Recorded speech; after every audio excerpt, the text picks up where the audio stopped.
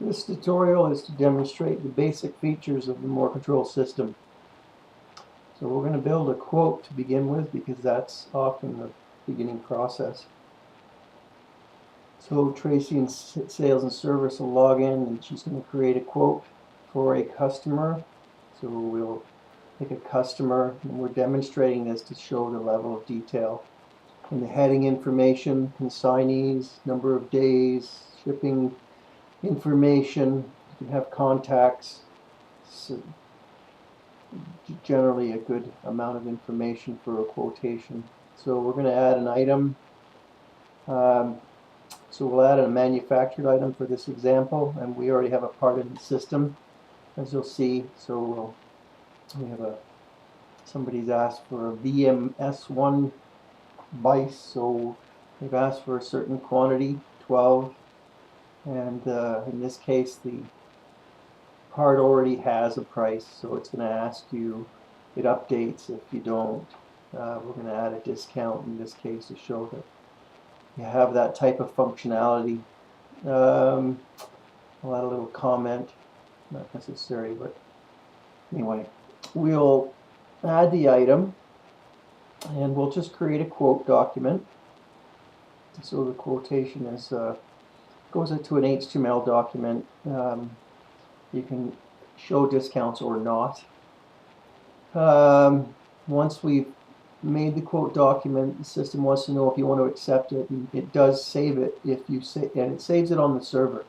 So it's something that's the history of every document that's created. You can email directly from the system where there are email addresses, and that's all there is to quoting. Now, what we'll do is we'll log in as somebody who might be dealing with the quotation. So in this case, we'll go in as Eddie the engineer, and he's already found out that the customer has accepted the quote. Maybe it would be somebody else, Tracy, or somebody who accepts the quote, but anyway, we can log in this case as Eddie, and we're going to turn the quotation, which is in the system as active quoted items, into a customer order. So all the information will get transferred from the quotation. No duplicating information, nothing's redundant. So we'll add a purchase order. Again, you can create a order confirmation if required. We'll do that as just as an example. So that again, we won't email this. We don't, we don't even need to save it.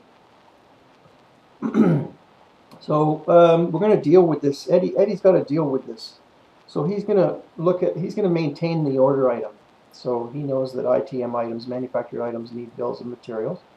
So he's going to take a look at the bill of material, bill of manufacture, and he sees, okay, so we'll just view a file. These files can be saved on the server and anybody can get them from anywhere in the world.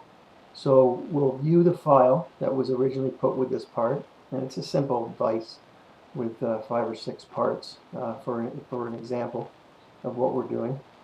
And he looks at the bill of materials, sees that it's up to date. The items have multi-level, so this item is made of a piece of material, has these operations. So everything's fine. We're going to turn this into a work order. So once you create a work order, it basically pushes everything through now. First of all, it's going to require somebody to buy what's needed. So we'll log in as Paul in purchasing, and his action-driven interface, the ADI, will show him that there's items that need to be purchased. So there's 7 materials required to purchase. He can find out all the information he wants to about these items too, right from purchasing, what they're for, what work order they're for. So in this case, it's going to accumulate everything that's known in the system for purchasing, and it's going to tell you what you have, what you need, when you need it. And so we'll just start off by adding one item here. You pick a supplier, pick a quantity. You just click on the quantity required. You can add more if you want, and we'll just add let's say we know a unit price, and we'll just add this one item. We'll update the unit cost, so everything gets updated on the fly. And basically we'll add the other items, and now here's our purchase order once we're done. So you can add a contact, you can print this out, you can email it, etc., etc. The document will be saved on the server, so there's always a history. So once the documents dealt with, these are basically items waiting to be received. If they're late, they show up in somebody's action-driven interface. The idea is everything's connected, everything's dealt with properly. So we'll just log in as the receiver. Now these items aren't late because we're just making them on the fly here. But if he receives something and it's not in his action-driven interface, he goes to reference lists, materials, items, on order. So he's got these orders, he's got these items, so he can update all of them, or he can one at a time. So in this case, we'll just receive all items. Now these become known inventory. They're reflected in stock. Because they're now received, what happens in the work order that Eddie is in charge of, or whoever's in charge of planning, what happens in the work order, you can take a look at device. And, in this case, we'll just click device, and we'll look at the work order. So the work order is now dynamic. It shows you what you have in stock. It shows you the items. It shows you when things are planned to start. If we look at one of these items, the manufacturer now has material in stock. And the saw cutting's ready to start. So you basically can find out every level of detail that's going on in a job as it occurs. We can see what's in process for a job. We can see what's in process for all jobs. Everything that's going on and is planned is basically available to the engineer or whoever has the function types for this type of stuff. Change dates, etc., etc. So basically, it now needs to be updated, and the process involves users that have work slates.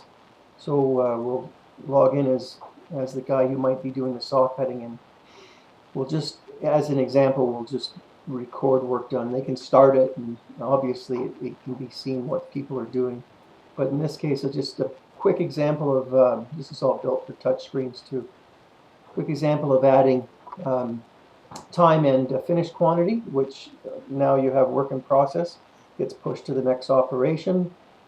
So we'll just, everything needs to be updated in the work slate. Anything that's outsourced will show up in purchasing. So outsourced slips can be made. And the job needs to be basically followed through until everything is done. In this case, we'll show that the job is complete, and the shipper is told to ship it. And you can print a packing slip directly from the system, and that'll take the items out of stock. And once he accepts that, again, documentation's on the server. And the last step would be to invoice an order. Now, obviously, there's other steps in between, but the last step would be to invoice an order. So we're going to log in as the Allison accounting, and she'll once again see that there's something to pay attention to. So the information is basically pushed into their action-driven interface, and they react. And she can invoice directly from here. We'll quickly create a invoice that, again, can be sent to the customer. So once this is dealt with, the item is now posted to the general ledger. Once you confirm that everything's okay, so it's posted to the as an accounts receivable, and then it's dealt with when you receive money. So the idea is generally to link everything together properly and bring what requires attention to the users. So that's really all. I think that you need to see in this demo.